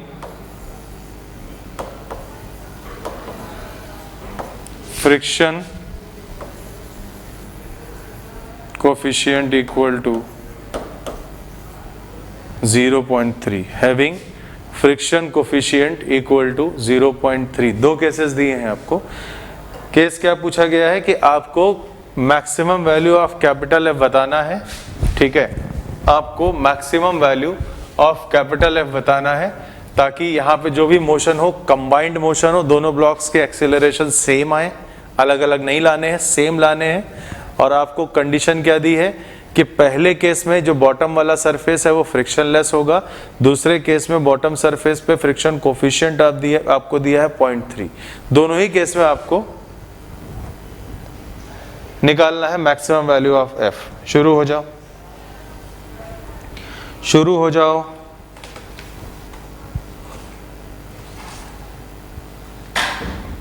शुरू हो जाओ।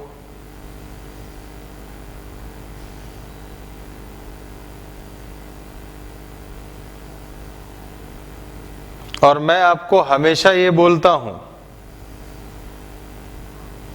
मैं आपको हमेशा, हाँ पहला आया अनुष्का गुप्ता, वेरी गुड बेटा, बहुत बढ़िया। अरे क्वेश्चन मार्क ना लगाया करो, एकदम परफेक्ट आंसर है तुम्हारा, कोई दिक्कत नहीं। पहला वाला तो बहुत ही आसान है, it's very easy.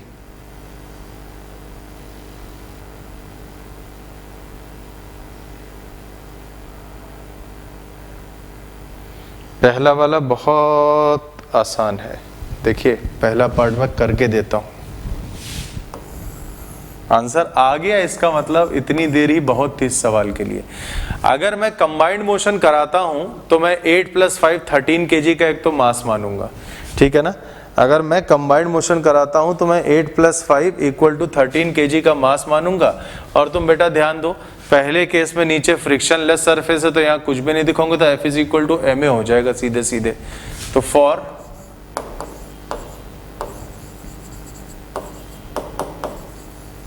Combined system आप लगाओगे F = 13 × a, तो जो एक्सेलरेशन आया वो आया F/13। और ये मेरे बताए हुए स्टेप को भी मैच करा रहा है। मैंने बोला था ना पहले कंबाइंड ही मान लिया करो, और यहाँ तो कंबाइंड चलाना ही है तो बात ही खत्म हो गई। ठीक, अब आप बनाओगे 5 kg की FVD अंडर दिस कंडीशन, मतलब इस एक्सेलरेशन को लेते हुए। तो अब आप करोगे बाय FVD ऑफ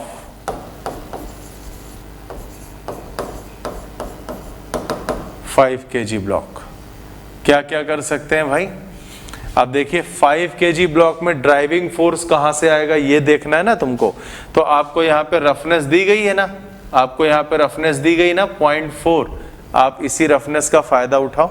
क्या हुआ कि जब नीचे वाले ऊपर वाले को ऐसे रोक लो, नीचे वाले को खींच रहे हो तो नीचे वाला आगे स्लिप करेगा, तो नीचे वाले ब्लॉक में फ्रिक्शन आएगा पीछे, ये F1 बोल दो इसको।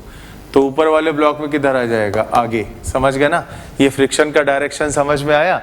नीचे पे फोर्स लगा रहे हो, ऊपर को पकड़ लो, नीचे पे फोर्स लगा रहे हो तो नीचे वाला ऐसे आगे स्लिप होगा, तो नीचे वाले के अपर सरफेस में फ्रिक्शन पीछे की तरफ आएगा, तो ऊपर वाले के लोअर सरफेस में आगे आ जाएगा। भाई एक्शन रिएक्शन ही तो होते हैं, कहीं अलग से थोड़े ना आएगा।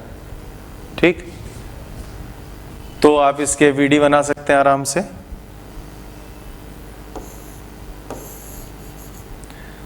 तो ये हो गया तुम्हारा F1 राइट साइड, ठीक है।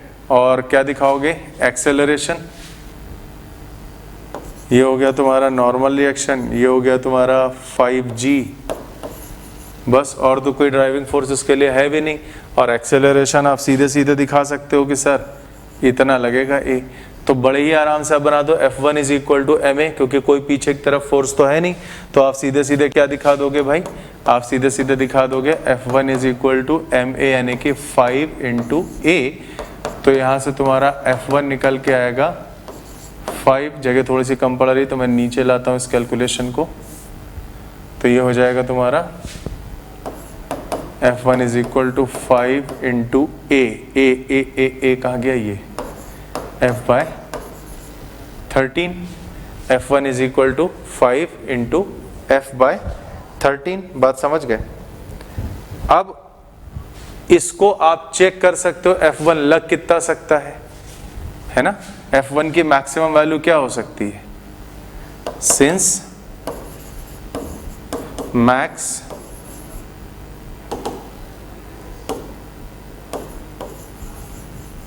Value of F1, since max value of F1 कितना लिखोगे भाई? बल्कि F1 मैक्स लिखो इसको। Max value of F1 means F1 max = mu, यानी कि 0.4 × n, यानी कि 5G ये पढ़ा है, n is equal to 5g, समझ गए? तो ये कितना हो जाएगा 20 implies F1 max is equal to 20 newton. ठीक, तो ये हो गया 20 और ये हो गया 5F/13। आप इक्वल कर दीजिए, काम खत्म हो जाएगा। तो अब आप क्या करोगे, 20 इज इक्वल टू 5F/13। तो ये यहाँ से F आप बड़े ही इत्मीनान के साथ बाहर कर सकते हो। ठीक, समझ गए बात को? और F2 मतलब सेकंड केस के लिए मैक्सिमम वैल्यू, जब आप नीचे की रफनेस को कितना मानोगे 0.3, उस केस के लिए क्या करोगे भाई? वो पूरा मेथड तो मैं आपको एक तरह से दे चुका हूं, मेरे पास आंसर्स आ रहे हैं। पहले तो मैं इसको जरा चेक करूं।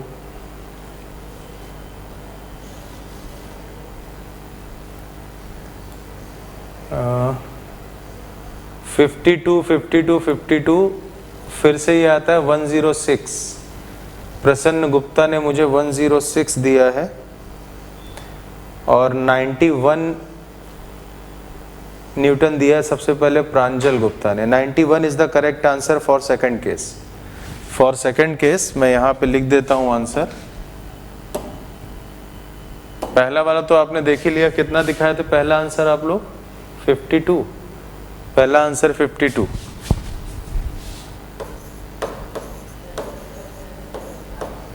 ठीक है, और तो यहां से पहला आंसर आ जाएगा 52 न्यूटन और दूसरा आंसर आ जाएगा यहां से 91 न्यूटन।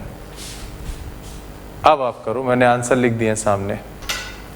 मैं चाह रहा हूं कि ये सवाल आप निकालो क्योंकि अच्छा खासा मैं आपको इसमें बता चुका हूं और कंबाइंड मोशन ही है, मतलब आपको तो दे दिया कंबाइंड मोशन, इससे ज्यादा आपको क्या चाहिए?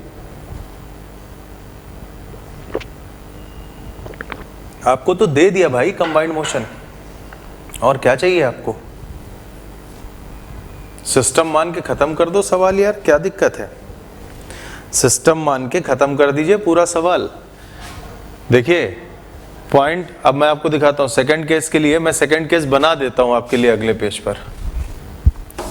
इसका सेकंड केस मैं आपके लिए बना ही देता हूं। देखिए, दिमाग में कंफ्यूजन कहीं से होना नहीं चाहिए किसी भी तरह का।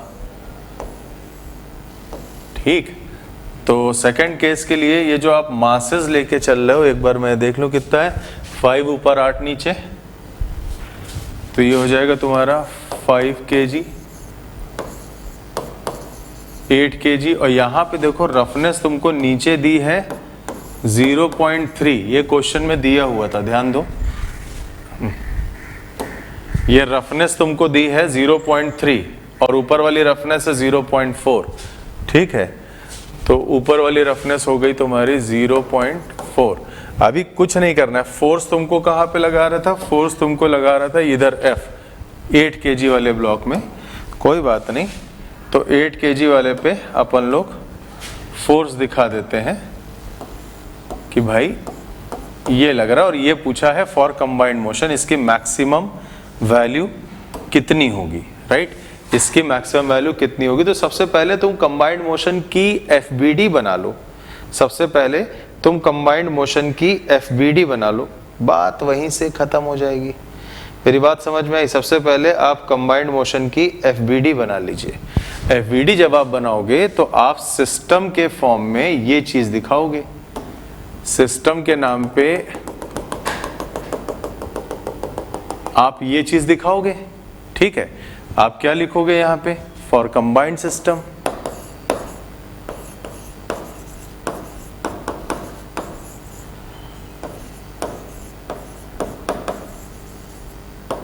फॉर कंबाइंड सिस्टम आप इक्वेशन दिखाओ। देखो, ये तुमने लगा दिया F, आप बैक साइड लगाओगे म्यू इंटू 0.3 इंटू n। तो पहले तो आप इधर n दिखा दो, इधर mg दिखा दोगे, ये आ जाएगा तुम्हारा 13g, और ये तुम दिखा दोगे म्यू। म्यू कौन सा, ये वाला है, तो इसको मैं म्यू डैश कर दे रहा हूं। और म्यू डैश का मतलब हो गया तुम्हारा ये, ठीक है। तो इसको मैंने म्यू डैश कर दिया, म्यू डैश इंटू एन दिखाओगे। और एक्सेलरेशन के नाम पे, एक्सेलरेशन के नाम पे तुम ए दिखा देना यहाँ पे। तो क्या लिखोगे, F minus mu dash N is equal to total mass यानी 13a। तो आप इक्वेशन के नाम पे दिखाओगे F minus mu dash N is equal to 13a, ठीक है।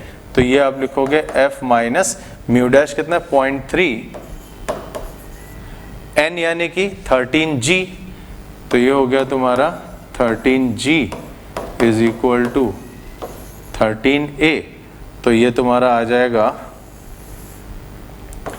f minus 39 is equal to 13a। तो a is equal to f minus 39/13। ठीक बच्चों,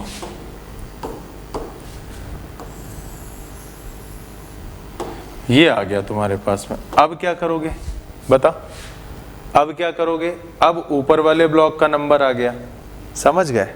अब क्या करोगे, अब ऊपर वाले ब्लॉक का नंबर आ गया, क्या लिखोगे भाई, बोलो क्या लिखोगे। अब ऊपर वाले ब्लॉक से जो भी फ्रिक्शन आया था, देखो ऊपर वाले ब्लॉक से मैंने क्या आपको समझाया था, जो भी फ्रिक्शन आया था, ये दिखाया था आपको फ्रिक्शन ऐसे, है ना। तो ये एफ आर है इसका, देखो पीछे वाली फिगर में आओ, ये देखो ये दिखाया था F1 याद आया। तो ये F1 अब मैं दिखाने जा रहा हूं। तो ये आया तुम्हारा वही F1 और ये आ गया उसी का रिएक्शन। एक्शन रिएक्शन में चाहे किसी को कुछ भी कह लो। इस बार क्या लगा था, वैसे मैंने कहा था इसको पकड़ लेना, आगे खींचोगे तो यहाँ लगेगा, इसका रिएक्शन यहाँ डेवलप हो जाएगा और ये रिएक्शन इसको आगे ले जाएगा। तो आप सीधे सीधे क्या लिखोगे, F1 is equal to 5 times A, समझ गए ना। F1 is equal to 5 times A।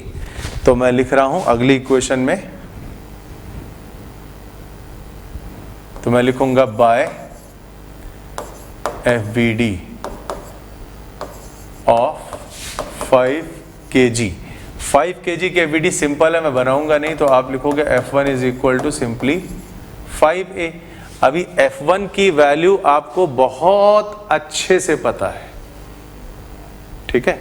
F1 की वैल्यू आपको बहुत अच्छे से पता है। कितनी निकाली थी हम लोगों ने, पीछे कहीं सॉल्व किया था, 20। मैक्स वैल्यू देखो कितनी है, 20। F मैक्सिमम चाहिए था ना, तो F1 भी तो मैक्सिमम होगा, ठीक है ना। तो ये हो जाएगी 20 is equal to 5 times F minus 39 divide by 13। तो यहां से लोगों ने मुझे F दिया है निकाल के 91 न्यूटन। यहां से F निकाल के दिया है 91 न्यूटन, ठीक। तो बच्चों आज मैं 2 ब्लॉक सिस्टम ही करा पाया, हालांकि मैं सोच के आया था कि मैं 3 ब्लॉक सिस्टम आपको करवाऊंगा, बट आज थोड़ा सा प्रॉब्लम है मेरे साथ भी समय की, तो मैं नहीं दे सकता ज़्यादा टाइम आज। तो आज 2 ब्लॉक सिस्टम मैंने आपको कराया है, ठीक है। और सुनो, 2 ब्लॉक सिस्टम में एक केस मैं वो भी लेके आऊँगा। अभी क्या किया था मैंने आपको कि या तो ऊपर फोर्स लगा रहे हो या नीचे फोर्स लगा रहे हो। तो जब मैं आपके सामने 3 ब्लॉक लाऊंगा, नहीं अभी 2 ब्लॉक पे एक चीज़ और, कि अभी मैंने जो आपको बताया या तो फोर्स ऊपर लगा या नीचे लगा। अभी एक केस कराऊंगा कि ऊपर भी लग रहा है फोर्स और नीचे भी फोर्स लग रहा है, ठीक है ना। ऊपर भी फोर्स लग रहा है और नीचे भी फोर्स लग रहा है, और अलग अलग फोर्सेस लगेंगे, ठीक है। एक वो भी केस कराऊंगा, और नेक्स्ट क्लास में 3 ब्लॉक केस भी हो जाएंगे। तो अगली क्लास इससे थोड़ी सी और कॉम्प्लिकेटेड होगी, मतलब इससे थोड़ा सा कठिन चीज़ें हम लोग पढ़ने वाले हैं। तो अगली क्लास मिस मत करिएगा, यानी कि वेडनेसडे शाम 6 बजे मिस मत करिएगा। बहुत इंपॉर्टेंट क्लास है वो, खुद से नहीं समझ में आएगा, ठीक है। और स्क्रीनशॉट वगैरह, अच्छा सबसे पहले बताओ, जो मैंने दोनों केस करे हैं ये आप सबको आ गया समझ में? सारे लोग समझ गए क्या कर रहा हूँ मैं, कैसे हुआ क्या हुआ? ये सवाल दोबारा तो नहीं बताना है, ये सवाल अगर किसी को ज़रूरत हो कि सर दोबारा से एक बार बता दीजिए तो मुझे कह दीजिए, आप वेरी फ्रैंकली कह दीजिए, संकोच बिल्कुल भी ना करें कृपया। और नहीं तो फिर मेरा वही पुराना सवाल कि आज की तारीख में जितना आपको मैंने पढ़ाया बच्चों समझ में आ गया, एक एक शब्द जो मैंने बोला आज आपकी क्लास में आपको समझ में आना चाहिए एक्चुअली।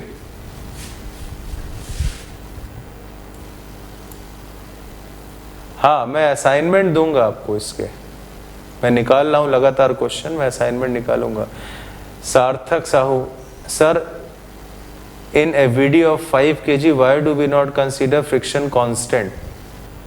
है किया तो अबे ये 4 के 0.4 लिया तो है, 5 kg के VD में F1 लिया तो है, 20 तभी तो आया, 5G into 0.4।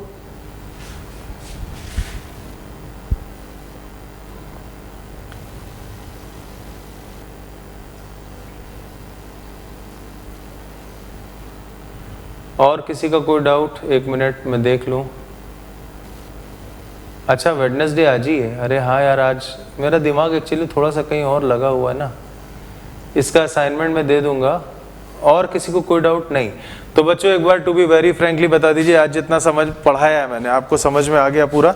और स्क्रीनशॉट चलो मैं आपको दे दूंगा, ठीक है? तो चलिए फिर अब विदा लेते हैं। फ्राइडे मुलाकात होगी हमारी आपकी, याद रखना, मिस मत करिएगा, वो बहुत इंपॉर्टेंट लेक्चर होगा आपका, मिस मत करना किसी भी सूरत में, ठीक है?